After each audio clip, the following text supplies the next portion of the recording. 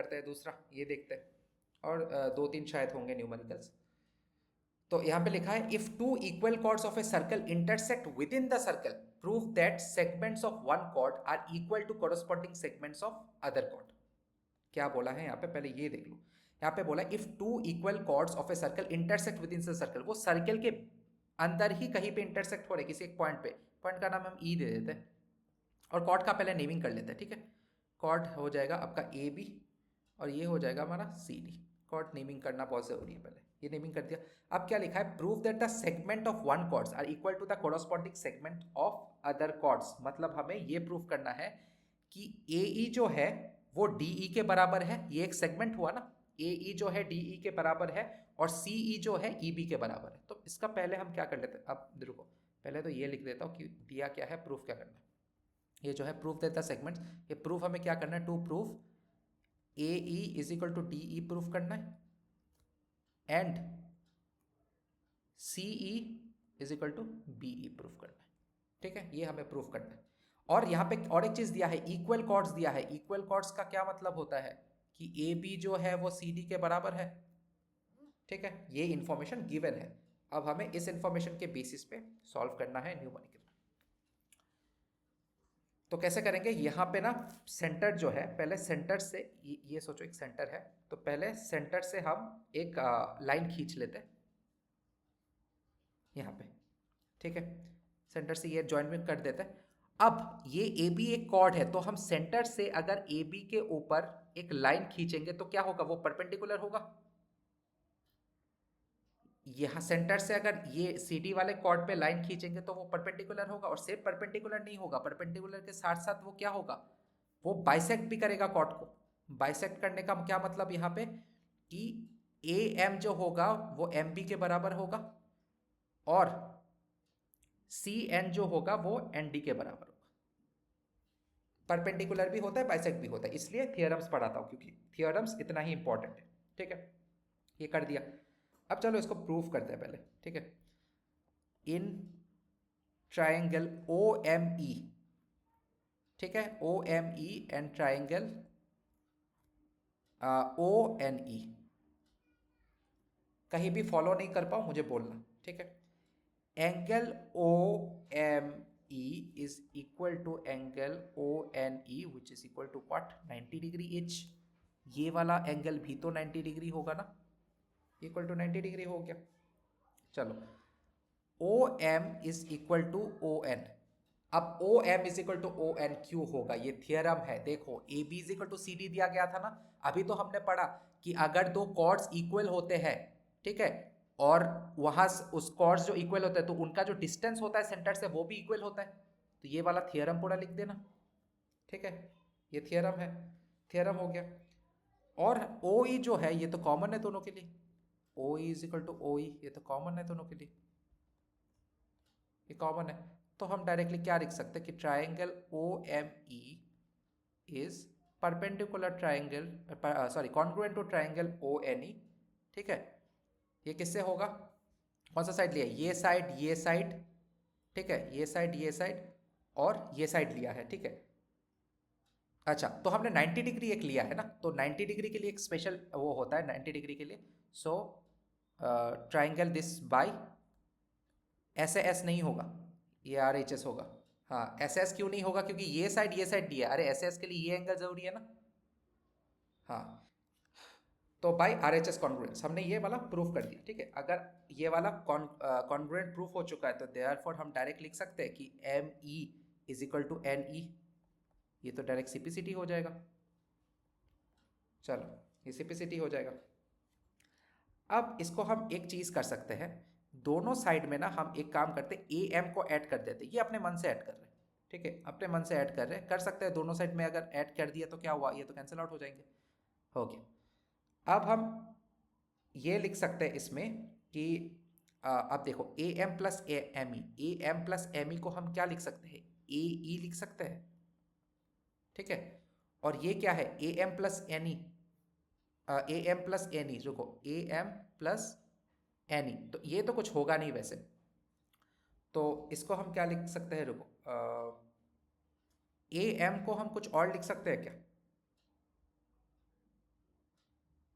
लिख सकते हैं बिल्कुल, इसको लिख सकते हैं। क्या लिख सकते हैं पता है? ए एम को यहाँ पे इस साइड में ए एम को हम डी एन लिख सकते हैं। अब ये पूछोगे कैसे लिख सकते हैं, देखो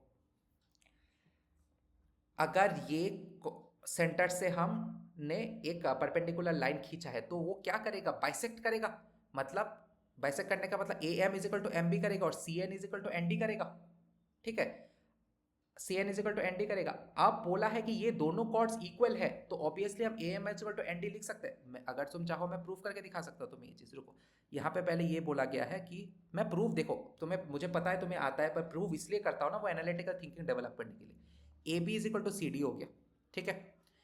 ए बी को हम क्या लिख सकते हैं, A M plus M B लिख सकते हैं, ठीक है। और सी डी को हम क्या लिख सकते हैं, सी डी को हम लिख सकते हैं D N plus N C लिख सकते हैं।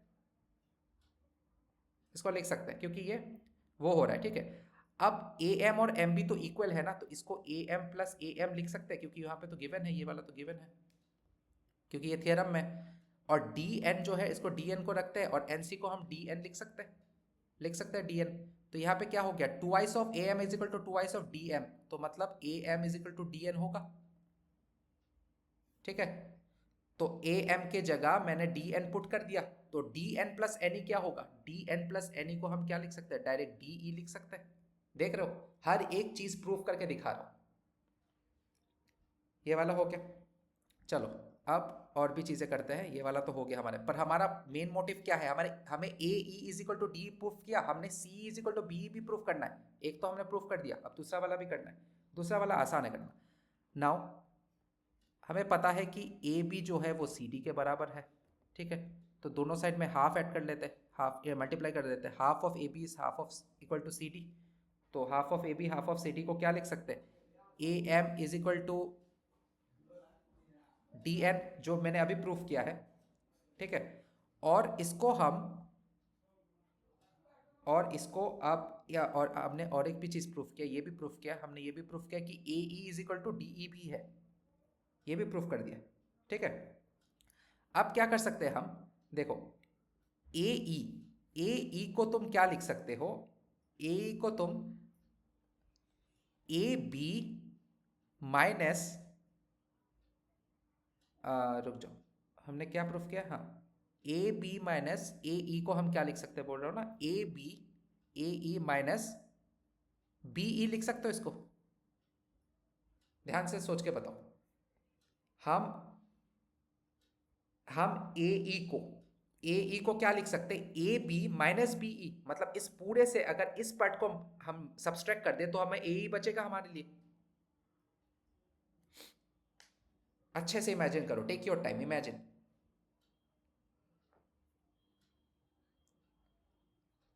ना ना ना ना, मैंने बोला कि ए बी को हम ए ई को ए बी माइनस बी लिख सकते हैं।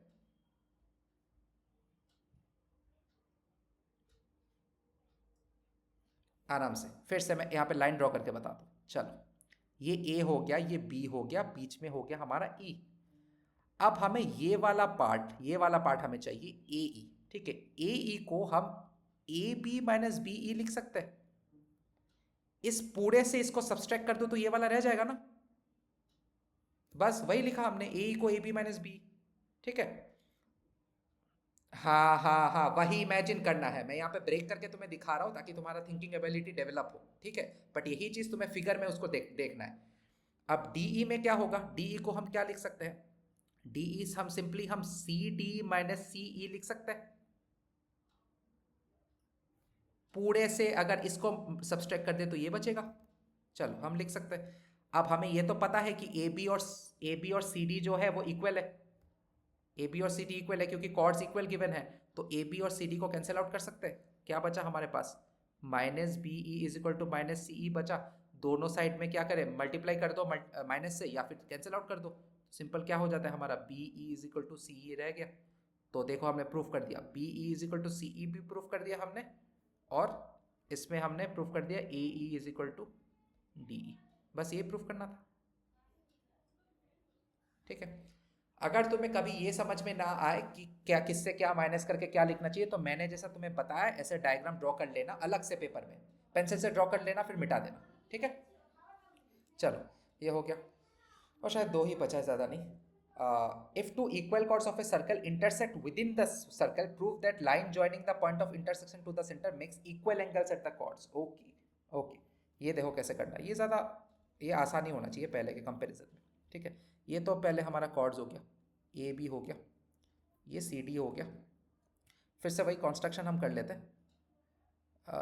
ये वाला हो गया कंस्ट्रक्शन, और इसमें अगर हम लाइन खींचेंगे ऐसे करके कॉर्ड्स पे, तो हमारा क्या होता है, ये वाला परपेंडिकुलर हो जाता है, और यहाँ पे हम नाम दे देंगे ए एन, और इसको नाम दे देंगे ई। क्या बोला है कि इक्वल कॉर्ड्स, फिर से बोला है क्या, इक्वल कॉर्ड्स दिया है हमें। देखो इन्फॉर्मेशन पहले ही हमें देख लेना है कि क्या दिया है, ठीक है। इक्वल कॉर्ड्स दिया है मतलब A B is equal to C D, सबसे पहले ये देख लेना है हमें क्या दिया है। Intersect with in a circle, prove that the line joining the point of intersection, line joining the point of intersection मतलब ये है, ये पॉइंट ऑफ इंटरसेक्शन है ना, ई पॉइंट, तो जो लाइन उसको ज्वाइन कर रहा है मतलब ओ ई, ठीक है, makes equal angles with the chords. मतलब क्या बोला है कि ये वाला एंगल और ये वाला एंगल इक्वल होगा। ये हमें क्या प्रूफ करना है, angle O E A is equal to angle O E C, ये प्रूफ कर देना है हमें, ठीक है। स्टार्ट करते हैं अपना प्रूफ, ये तो आसानी हुआ जितना लग रहा है। तो प्रूफ स्टार्ट करते हैं, इसको प्रूफ कैसे करेंगे, इन ट्राइंगल, फिर से वही, in triangle O M E and triangle O N E, ठीक है। इन ट्राइंगल ओ एम ई और ओ एन ई में हम क्या करेंगे, O M is equal to O N होगा। क्यों होगा, क्योंकि कॉर्ड्स इक्वल दिए गए हैं, ठीक है, और कॉर्ड्स अगर इक्वल हो तो मतलब समझ लेना कि डिस्टेंस फ्रॉम द सेंटर भी इक्वल ही है, ठीक है। This is a theorem, direct theorem है ये, तो ये हो गया। उसके बाद हमारा क्या है, ओ ई जो है ये तो दोनों के लिए कॉमन है हमारा, ये दोनों के लिए कॉमन है, ठीक है। और ये जो एंगल है O M E that is equal to angle O N E, ये क्या होगा, 90 डिग्री होगा। So obviously triangle O M E is congruent to triangle ONE by RHS congruence। चलो ये हो गया। अगर ये हमने प्रूफ कर दिया, ठीक है, हमने ये प्रूफ कर दिया, तो directly angle O E M is equal to angle O E N लिख सकते हैं बाय सिंप्लिसिटी। अरे ये ओ ई एम का ही तो नाम, दूसरा नाम एंगल ओ ई ए है ना, और ओ ई एन ई का तो दूसरा नाम ओ ई सी है। कर दिया हमने प्रूफ, आया ना समझ में, काफ़ी इजी था ये तो, ठीक है। चलो देख लेते हैं क्या है। ओह बस एक ही क्वेश्चन है बस, चलो एक ही क्वेश्चन है, इसको कर लेते हैं। क्या लिखा है, एक सर्कुलर पार्क है जिसका रेडियस दिया है 20 मीटर, ठीक है, 20 मीटर का सर्कुलर पार्क एक दिया है, तो इसको 20 मीटर का तो एक रेडियस तो ड्रॉ कर लेते हैं। सोचो यहाँ पे कहीं पे तो सेंटर होगा, है ना, यहाँ पे कहीं सेंटर होगा, तो ये वाला ड्रॉ कर लेते हैं यहाँ पे।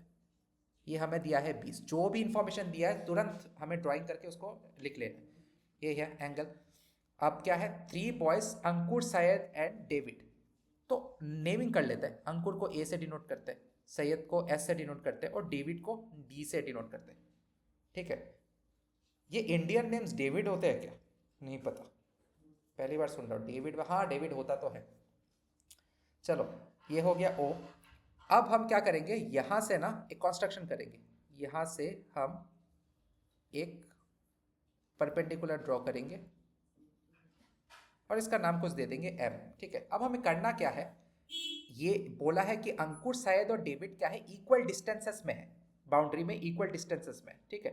अब इक्वल डिस्टेंस का क्या मतलब हुआ, यहाँ पे इक्वल डिस्टेंस का मतलब हुआ कि ए एस जो है that is equal to S D and that is equal to A D. मतलब क्या है, ये जो ट्राइंगल है, this triangle is in what, equilateral triangle, ये ट्राइंगल इक्विलेटरल हो गया, ठीक है। अब क्या है लिखा है, each having a toy telephone in his hands to talk to each other, सबके पास एक टेलीफोन है बात करने के लिए। Find the length of the string of each phone, ठीक है। अब बोल रहा है find the length of the string of each phone, हमें क्या निकालना है, length of the string of each phone, ठीक है। चलो तो ये वाला तो पहले से दिया हुआ है ना हमारा। ये पार्क ऑफ रेडियस फिर से देख लेता, कुछ मिस किया हमने तो। ये circular park of radius 20 metre is situated in a colony. 3 boys Ankur, Shahid and David are sitting at equal distances, ठीक है, are sitting at equal distances from the park. चलो, और each having a toy telephone in its hands to talk to each other. Find the length of the string of each phone. Okay. On its boundary, each having a toy telephone in his hands to talk to each other. मतलब सैयद के पास जो telephone है उसका string यहाँ से ए तक जाएगा और उसका स्ट्रिंग सैयद से डेविड तक भी जाएगा ना। तो हर एक फोन का स्ट्रिंग का जो लेंथ होगा वो कितना होगा वो हमें निकालना है, ठीक है। ये चीज हमें निकालना है। तो देख लेते हैं इसको कैसे निकाल सकते हैं हम। पहले तो यहाँ पे ये बोल दिया है, तो मतलब क्या, ये इक्विलेटरल ट्रायंगल हो गया। इक्विलेटरल ट्रायंगल क्या हो गया, ASD। ये तो इक्विलेटरल ट्रायंगल सबसे पहले बोल ही दिया है हमें। अब कंस्ट्रक्शन हम लिख लेते हैं, क्योंकि हमने ये खुद से बनाई, ये था नहीं। याद रखना, जो भी खुद से बनाओगे ना उसमें कंस्ट्रक्शन करके लिखना है। Construction draw AM is perpendicular to SD। ये हमने परपेंडिकुलर ड्रॉ कर दिया।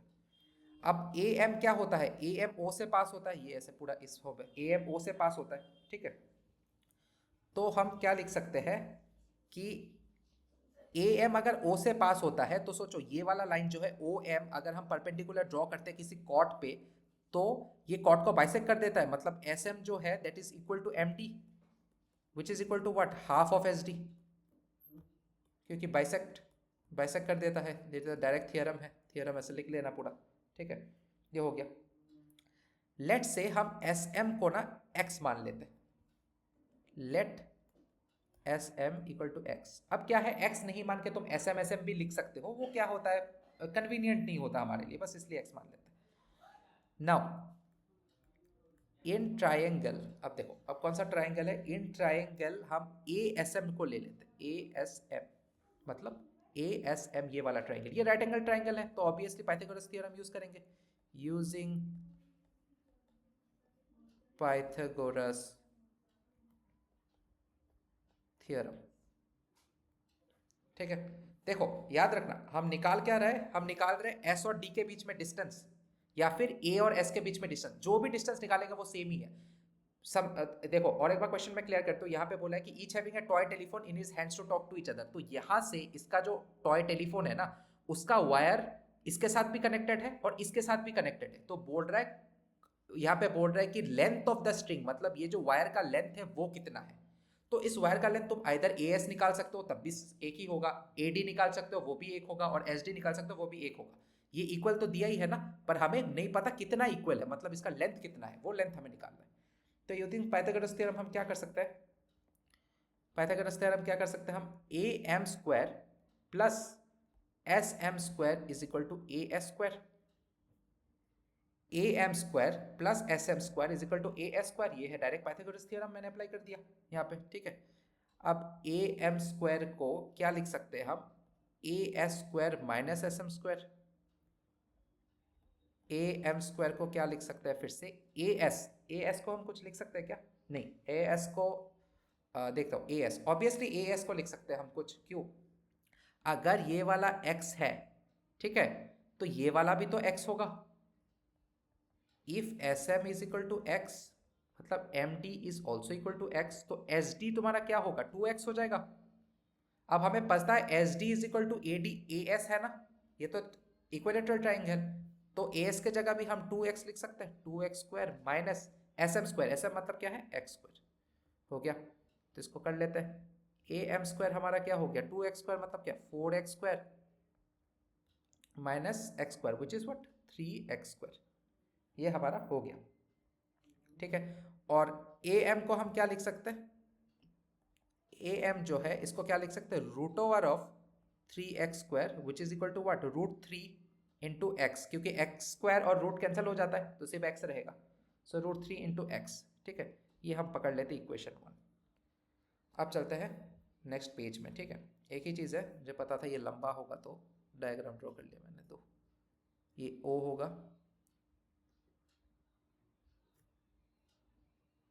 this is A this is S, this is M, this is David.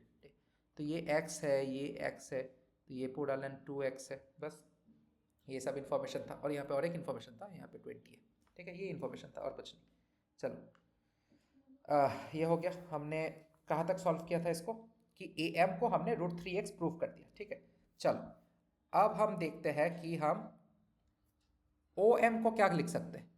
O M जो है, ओ एम को हम ए एम माइनस ओ ए लिख सकते हैं। ए एम को हम, फिर से देखो वही चीज है, ओ एम को हम क्या लिख सकते हैं, ए एम माइनस ओ ए। वो स्ट्रेट लाइन फिर से इमेजिन करो। चलो ये इमेजिन कर लिया, गुड।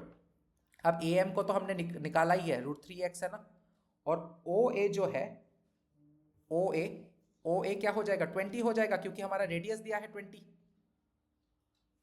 ये वाला 20 हो जाएगा, क्योंकि हमारा रेडियस मेंशन किया है 20। O S is equal to O A is equal to O D. अगर हम इसको भी ज्वाइन कर लेंगे, O D is equal to 20 metre. क्यों? Because this is the radius given. ठीक है, ये हो गया। तो ओ ए हमारा हो गया, क्या हो जाएगा, 20। तो ओ ए की जगह हम लिख देंगे 20। चलो लिख दिया इतना। Again in triangle O S M, triangle कौन सा है, ओ एस एम, ये छोटा वाला ट्राइंगल, ये छोटा वाला ट्राइंगल ओ एस एम, ये भी एक राइट एंगल ट्राइंगल है। तो फिर से पाइथागोरस थ्योरम हम यूज करेंगे। क्या यूज करेंगे, ओ एस स्क्वायर को क्या लिख सकते हैं, O M square plus S M square. ठीक है, अब ओ एस का वैल्यू तो हमें पता ही है, ओ एस का वैल्यू है 20, तो इसको लिख देंगे 20 स्क्वायर। ओ एम क्या है, ओ एम हमें पता नहीं है अभी तक। ठीक है, ओ एम हमें पता नहीं है, तो ओ एम पता है ना, अभी तो निकाला है, सॉरी, ओ एम अभी निकाला है हमने। O M will be what, √3x minus 20 whole square plus S M square. S M क्या है हमारा, फिर से x, which is x square. अब this is pure algebra, this is linear equation in one variable. This is not actually linear equation, this is quadratic equation, but वो तो ये pure algebra है। अगर अभी मुझे नहीं पता तुम्हें एल्जेब्रा सॉल्व करना कितना आता है, मैं यहाँ पे सॉल्व करूंगा, तुम आराम से देखना। अगर कहीं भी तुम्हें डाउट आता है कि ये स्टेप कैसे हो गया, तो मुझे रोक कर पूछ लेना। ठीक है, तो ये 20 स्क्वायर हो गया, ये 400 हो गया। चलो अब इसको a minus b whole square में वो कर देंगे, ब्रेक कर देंगे। तो a square plus b square minus 2 into a into b, और ये एक्स स्क्वायर तो अलग से था ही, एक्स स्क्वायर लिख लिया। अब 400 को हम क्या लिख सकते हैं, √3 होल स्क्वायर, मतलब क्या होगा, ये 3x स्क्वायर हो जाएगा, प्लस ये भी 20 स्क्वायर है, तो ये भी 400 हो जाएगा, माइनस ये क्या हो जाएगा, 40√3x प्लस एक्स स्क्वायर। अब ये 400 तो दोनों साइड से कैंसिल चला गया। ठीक है, अब हम यहाँ पे क्या लिख सकते हैं कि 3x square plus x square minus 40√3 is equal to 0। मतलब ये क्या होगा, 4x square minus 40√3 is equal to 0। कोई भी स्टेप में अभी तक प्रॉब्लम? ओके, तो फिर अलजेब्रा भी स्ट्रांग है तुम्हारे। तो 4x square is equal to 40√3, तो x square is equal to क्या लिख सकते हैं हम, 10√3। एक्स स्क्वायर को हम 10√3 लिख सकते हैं। ठीक है, 40x स्क्वायर, हाँ ठीक है लिखा है ना, एक्स स्क्वायर को 10√3 लिखा। ठीक है, अब एक सेकंड, अरे यहाँ पे एक x था ना, बहुत बड़ी गलती हो गई। यहाँ पे x था एक, तो क्या होगा, x x कैंसिल चला जाएगा, तो यहाँ पे सिर्फ x होगा, x स्क्वायर नहीं, सिर्फ x होगा। यहाँ से एक x स्क्वायर के साथ कैंसिल चला जाएगा और बाकी सिर्फ x रहेगा। x क्या हो रहा है हमारा, 20√3। अब s अगर 20√3 है, सो हाँ सॉरी 10, हाँ 10√3 है, तो क्या होगा हमारा, एस डी जो है वो क्या होगा, 2x होगा। तो क्या होगा, 2 इंटू 20√3, और सॉरी क्या बोल रहा हूँ मैं बार बार, 2 into 10√3 which is what, 20√3 metre. ठीक है, तो हमने डिस्टेंस निकाल लिया। Find the length of the string of each phone, so length of string of each phone is 20√3 metre. ठीक है, तो ये था आज का लास्ट न्यूमेरिकल और आई होप सब कुछ समझ में आया होगा।